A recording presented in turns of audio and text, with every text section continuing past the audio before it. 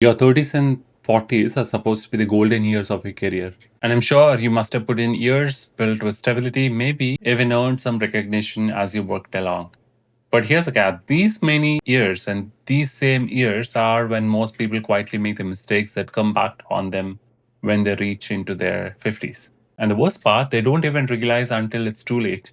Think about it. How many people do you know who once had promising careers but ended up stuck, bitter, or quietly irrelevant? That does not happen overnight. It's the result of choices or the lack of choices made during this exact phase of life. So, what are these mistakes? Why do smart, capable people fall into them? And how can you make sure you don't? That's exactly what this video is all about. And I'm going to walk through the six biggest career killers in your 30s and 40s from coasting an autopilot to neglecting your health to missing the one thing that could make you irreplaceable. And trust me, each one of these mistakes is avoidable if you know what to look for. And this is something that I'm also going through, and stick with me until the end because I'm sharing my real world experiences, because this could be a difference that makes in your lives that can help you thrive and not to be the one who quietly dies. The first biggest mistake is getting too comfortable. One of the biggest traps in your 30s and 40s is comfort. After a decade or more of effort, you finally reach a point where you think that, oh, you have achieved everything possible in your life and nobody is going to touch you. Where the paychecks must be steady coming into your bank accounts and the role feels secure, or nobody's going to touch me, and the routines are predictable, and you know what is going to happen the next step from your stakeholders or your managers. That stability feels super earned. And it is, of course, right? So you have put in a lot of effort. But it's also dangerous because comfort is the cousin of stagnation. And here's the reality: industries evolve and technologies shift rapidly, and every day you hear about something new coming up into the market. And companies do organize at least once in 5 years if they are large firms. And startups also have to evolve themselves to stay in competition with the market. The skills, the habits that you got here may not keep you here. If you stop stretching, stop taking on new challenges. And you want to quietly slide into irrelevance while hungrier, younger professionals climb right past you. Think of it like probably fitness scenario. The moment you stop exercising, what happens? Your strength does not hold, it decays, right? Your career works the same exact way. Staying comfortable feels absolutely safe, but in reality, it's the riskiest move you can make. And the people who thrive in midlife are not the ones who got lucky.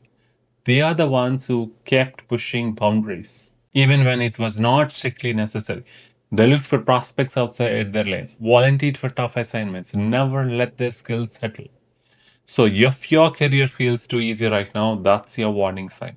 If you're being too comfortable, means the clock is ticking. That's exactly why I also moved to Canada in my mid 30s. I probably achieved everything that I could. I've seen everything that I could do at Deloitte in my 12 years of experience with that organization. My learning has been good.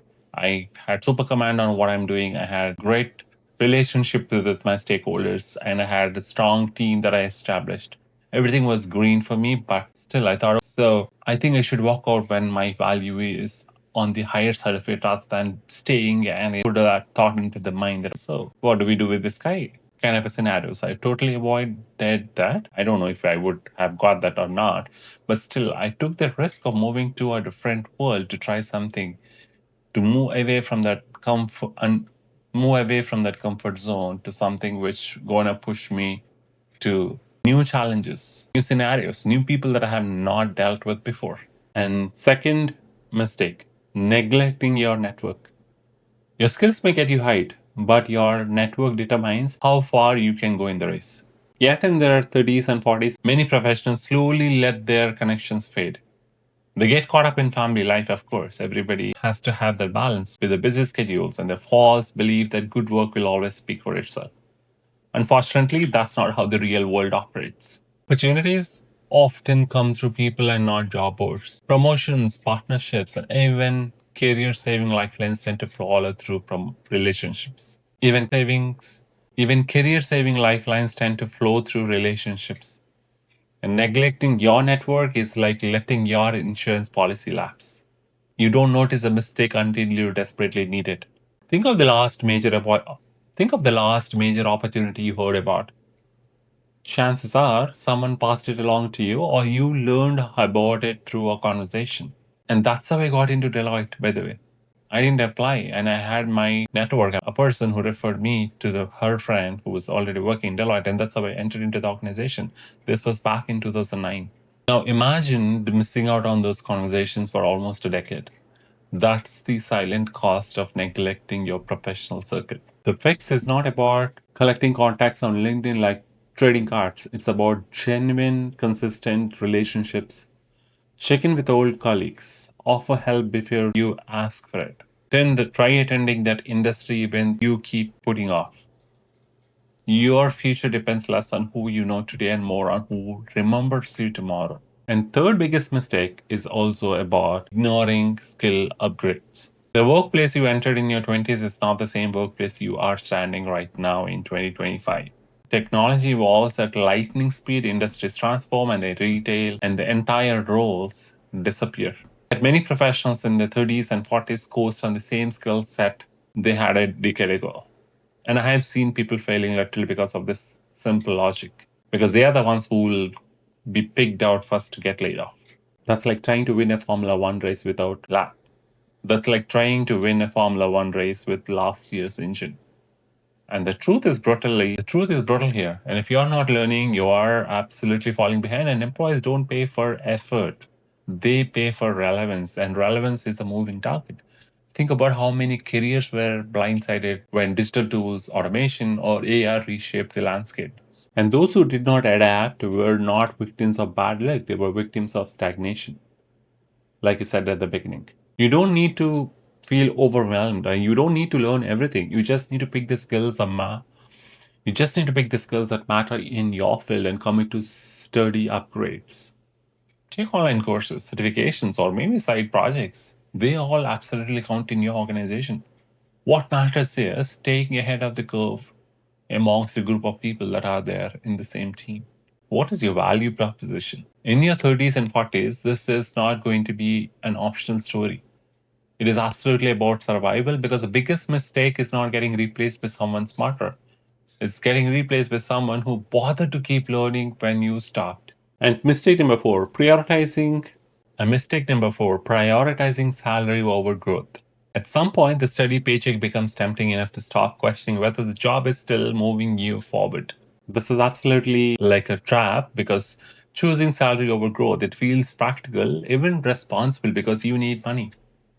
But every time you pick comfort money over meaningful growth, you're trading long term leverage for short term security. But the irony is that salary based decisions often backfire, and that slightly higher paycheck can keep you locked in a role that does not stretch you, does not build your skills, and does not expand your network. And years later, you look around and realize you are well paid, but stuck in that role which does not push you forward. Worse, you're priced yourself out of opportunities because your skills have not kept pace with your pay. And the professionals who keep rising don't chase the biggest salary at every turn. They chase growth. They take roles where they will learn, where they will be challenged, where they will expand their influence. The money comes later and often multiples because growth compounds while paychecks plateau. The question is not how much am I earning today? It's about what am I becoming? If the answer is not someone more skilled, more connected, and more valuable, then the money is not your real health or wealth. It's a cage because you're getting locked. And mistake number five, not building a personal brand. A lot of people do not even know the value of this even to date. In today's world, being good at your job is not enough anymore. If no one knows what you bring to the table, you are totally invisible. And invisibility is career suicide in your 30s and 40s. And too many professionals assume that keeping their head down and doing solid work will eventually get noticed. I have learned it the hard way. But visibility does not happen by accident, it's built. And I'm not saying a personal brand is not becoming an influencer all overnight or trying to chase likes on social media. It's about making your expertise clear, accessible, and memorable.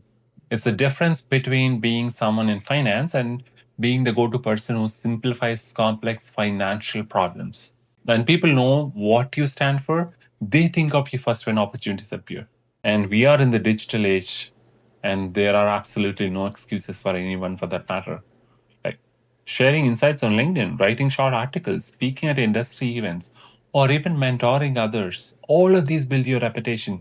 Over time, your name becomes a signal of credibility. And mistake number 5 is about ignoring health and burnout. Career can collapse for reasons that have nothing to do with skills or performance. And one of the most overlooked mistakes in midlife is ignoring health.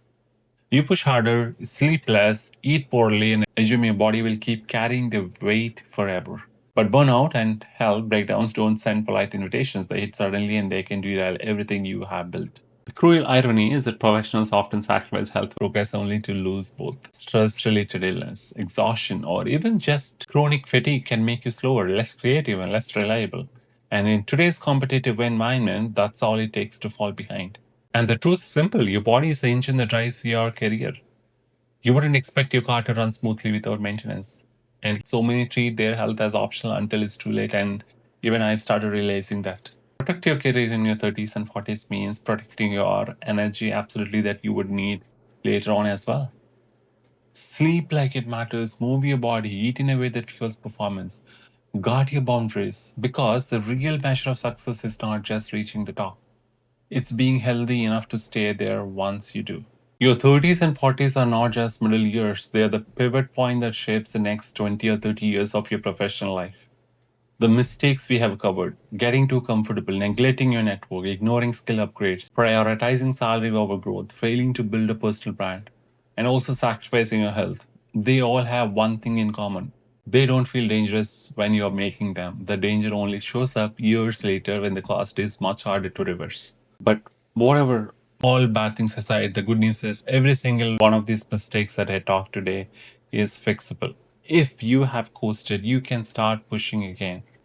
If you have let your network fade, you can rebuild it. And if your skills feel outdated, you can refresh them. The point is not to be perfect. The point is to stay awake, to stay intentional, and to refuse to let autopilot dictate your future. And the truth is, your 30s and 40s can be the launchpad for your best professional years, but only if you make the right choices now.